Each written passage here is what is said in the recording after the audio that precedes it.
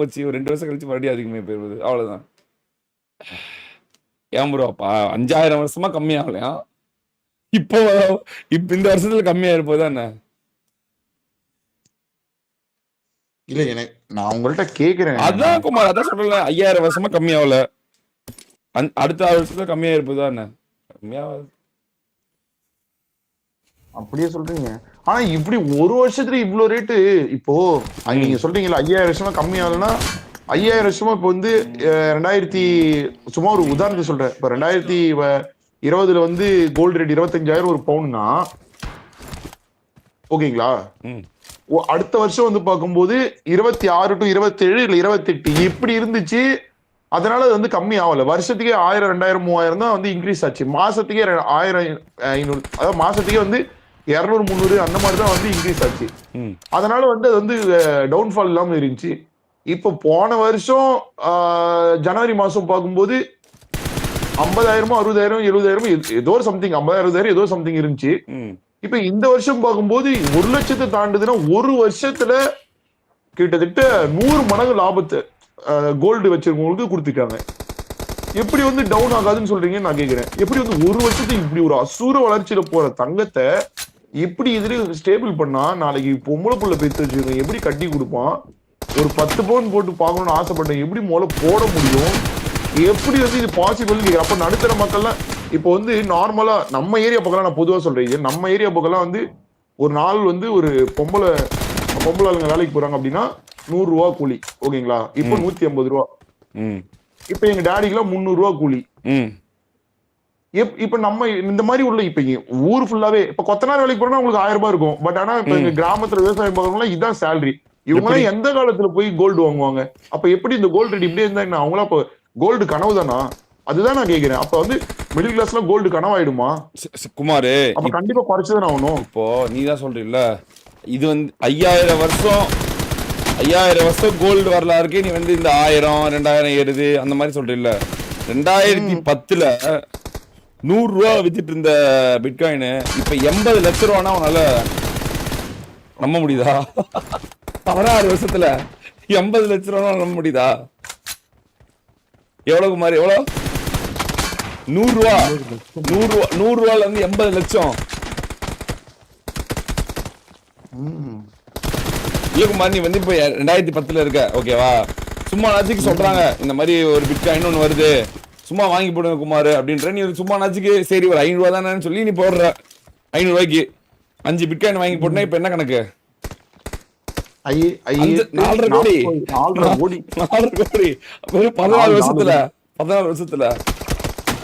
அம்மா ஆத்தா. அப்ப அது கூட கம்பேர் பண்ணா இன்வெஸ்ட் பண்ணா கூட இவ்வளவு கிடைக்காது போல. அதோட கம்பேர் பண்ணும்போது கோல்டோட growth rate எவ்வளவு கம்மி? புரியுதா இல்லையா உனக்கு? கரெக்ட் தான் குமார். 2010லயுமே 500 ரூபான்றது நார்மலான அமௌண்ட் தான், கரெக்டா? நீ நினைச்சா உண்மையாலுமே ஒரு மாசம் சம்பளத்துல அப்பவுமே 10,000 ரூபான்றது நார்மலான 10,000 ரூபாய் தான். 10,000 ரூபாய்க்கு நீ வந்து பிட்காயின் வாங்கி போட்டிருக்க. ஒரு 200 வாங்கி போட்டிருக்கனா இந்நேரம் கணக்கு சொல்லு. 200 into 80 லட்சம் எவ்வளோ? அவ்வளவுதான். சென்னையில நீ வந்து வெறும் கோல்டு மட்டும் பார்க்காதக்கு மாதிரி இது கூட சேர்ந்து நிறைய விஷயம் வந்து க்ரோ ஆயிருக்கு. அதெல்லாம் கம்பேர் பண்ணும்போது கோல்டோட growth உனக்கு பெருசாவே தெரியாது. இப்போ அதெல்லாம் ஐடியல். இப்போ இத பத்திலாம் நீங்க வந்து இங்க இருக்கவங்கள்ட்ட சொன்னா புரியும் நீங்க நினைக்கிறீங்களா? புரியுமே. எல்லாம் இங்க இருக்கவங்க தான் எல்லாரும் அறிவாளிங்க. யார்கிட்ட மேக்ஸிமம் நீங்க வச்சுக்கோங்க இருக்குமே. யாரு இல்ல தமிழ் குறைச்சி எல்லாமே பத்தி தெரிஞ்சவங்க எவ்வளவு எல்லாருமே தெரியும். நம்மளை விட அதிகமா தெரியும். இப்ப லேட்டஸ்டா அந்த காயின் கூட அவங்களுக்கு தெரியும், நமக்கு தெரியாது. இன்னைக்கு என்ன காயின் வந்திருக்கு நமக்கு தெரியாது, அவங்களுக்கு தெரியும். அவங்க அதுலயே ஊறி இருப்பாங்க. ஊறிட்டு கொஞ்ச நேரம் லைட்டா வந்து கேம். ஆமா, ஐயோ, எப்பவுமே வந்து ஆப்போசிட்ல இருக்கிறவங்க வந்து குறைச்சி இடப்படக்கூடாது, அவங்களுக்கு தான் அதிகமா தெரியும். நம்ம வந்து இப்ப கேம் விளையாடுவோம், அதே சமயத்துல ஃபினான்ஸ் வந்து 10% நம்ம வாழ்க்கையில இருக்கும். 100% ஃபினான்ஸ்ல இருந்துட்டு 10% வாழ்க்கையில இருக்கவங்களாம் இருக்காங்க. எல்லாமே தெரிஞ்சவங்க எவ்வளவு பேர் இருக்காங்க. அப்பா எவ்வளவு பேரு. ஆனா இந்த பிட்காயின் கிட்காயின்ல உனக்கு தான் குமார் தெரியாது. நீ என்ன பண்ற? உன்ன மாதிரியே எல்லாரும் இருப்பாங்கன்னு நினைச்சுக்கிற. ஆனா அது கிடையாது. ஐயோ, நான் அப்படி நினைக்கல விஜயல். நான் நினைக்கிறது என்னன்னா, பிட்காயின்ங்கிறது ஒரு இந்த நியூஸ்ல இப்போதான் வந்து இந்த லட்சக்கணக்கு கோடி கணக்கு போயிடுச்சு அப்படி இப்படின்னு பேசும்போதுதான் அப்படின்னா என்னடா முதல்ல அது அது என்னது இது, அது எப்படி வாங்குறது, என்னது இது அப்படின்னு நம்ம இப்போதான் எனக்கு அதை பத்திலாம் அது என்னதுன்றது எனக்கு தெரியும். ட்ரேடிங்கிறது எவ்வளோ நீங்க அப்பெல்லாம் லைவ்ல அந்த ட்ரேடிங் பத்தி என்னென்னமோ குமார், பேசுங்க. அந்த ட்ரேடிங் பாட் ஸ்குவாடுக்கு வச்சா என்னன்னு வைக்கணும் பேரு? ஷார்ட் ஃபார்ம் வச்சா என்னன்னு வைக்கணும்? என்ன நினைக்கிறோம்? பாட் ஸ்குவாடுக்கு ஷார்ட் ஃபார்ம் பேர் வச்சா என்னன்னு வைக்கணும்? They say the best wedding gifts. பாட் ஸ்குவாடுக்கு பிடிஎஸ் வைக்கணும். பிஎஸ். ஏன் நான் பிடிஎஸ் வச்சேன்? ஏன்? பிட்காயின் பேர் பிடிசி. ஓ,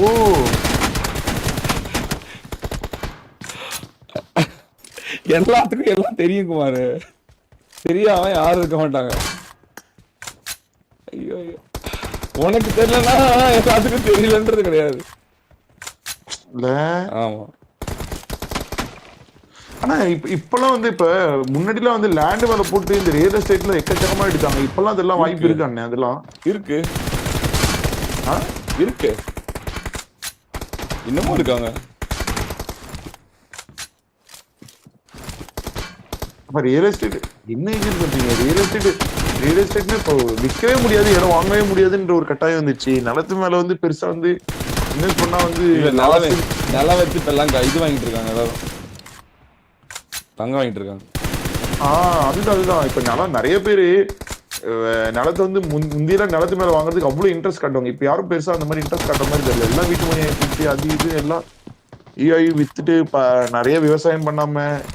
காலம் மாறும் குமாரு, காலம் மாறும், காட்சிகள் மாறும், ஆட்சிகள் மாறும். சரியா? நான் அப்போ வந்து உனக்கு பிடிசி நான் ஏன் அப்படின்றது உனக்கு அப்புறமேட்டு வந்து நான் உனக்கு எல்லாம் எக்ஸ்பிளைன் பண்றேன். காலம் ஒரே மாதிரி எப்பவுமே இருக்காது, காலம் நமக்கு ஏத்த மாதிரி மாறும். இப்போ வந்து இப்போ ஒரு 10 லட்ச ரூபா ஒருத்தன் வச்சிருக்கான் ஐயர், ஓகேங்களா? ஒருத்தன் 10 லட்ச ரூபா வச்சிருக்கான்.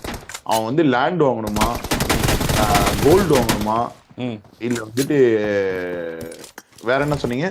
10 லட்சம் ரூபாய்க்கா?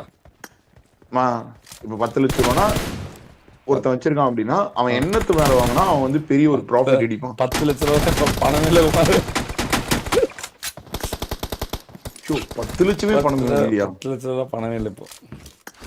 அப்ப 2-3 லட்சம்னா பணமே. அது வந்து நார்மலா ஒருத்தங்களோட 20 நாளோட சம்பளம். 2-3 லட்சம். இப்போ இன்வெஸ்ட்மெண்ட்னா ஒருத்தங்களோட 3 வருஷம் 4 வருஷத்தோட சம்பளம் தான் ஒருத்தங்களோட இன்வெஸ்ட்மெண்ட், ஓகேவா? இப்ப பணம்னா ஆரம்பிக்கிறதே 50 லட்சம் தான் ஆரம்பிக்கும், 50 lakhs தான் ஆரம்பிக்கிறது. 10 லட்சம்னா நீ வேணா இது வாங்கலாம், கையில வாங்கி ஒரு செயின் போட்டுக்க, பிரேஸ்லெட் வேணா வாங்கி போட்டுக்கலாம் கையில. அதுதான் 10 லட்சம். ஆமா, 8 பவுன் 10 லட்சம் அவ்வளவுதான் வாங்க முடியும். 10 லட்சத்துக்கு நம்மள வந்து எத்தனை வருஷம் வரைக்கும் வேண்டியது இருக்கு? எப்படி ஊர் சைடு வேற குமார், ஊர் சைடுல சென்ட் கணக்குல வாங்கலாம் நிலம், பட் வந்து இங்கெல்லாம் அப்படி வாங்க முடியாது. சரி ஓகேவா, இரு சொல்றேன். ஒரு ஸ்கொயர் ஃபீட் வந்து உங்க ஊர்ல ஒரு சென்ட்டுக்கு மாறிங்க.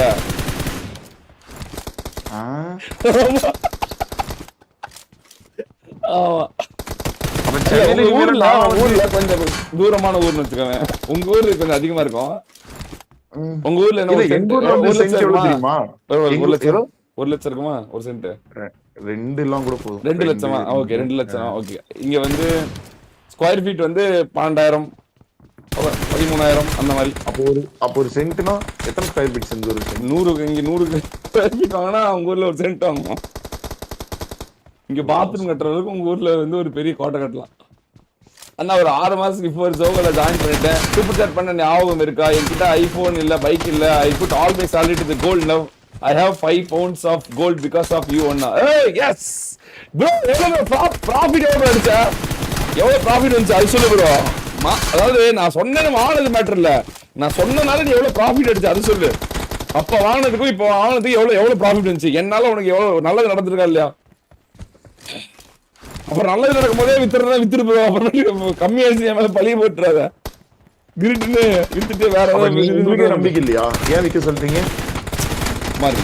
சொல்றேன். இப்ப அவனுக்கு ஒரு 50,000 ப்ராஃபிட் வந்திருக்குன்றான், எடுத்துக்க வேண்டியதானே ஜாலியா. அது சொல்றேன். வாய்ப்பே இல்ல. குமார் அதான் சொல்ற குமார், என்னால நிறைய விஷயம் பேச முடியாது, காட்ட முடியாது, அதனால வந்து ஒரு பிரச்சனை. இல்லைன்னா இன்னும் நான் கூட ஆடியன்ஸ் செம்மையா எஜுகேட் பண்ணிடுவேன். வாயே திறக்க முடியாத அளவுக்கு இருக்கு. சன்ட்ரா வாருக்குமார் போட்டு 16 கிலோ, கலாமோஜி ஒரு 16 கிலோ, அங்க வாருக்குமார் போட்டு பல வளர்க்குறானுங்க.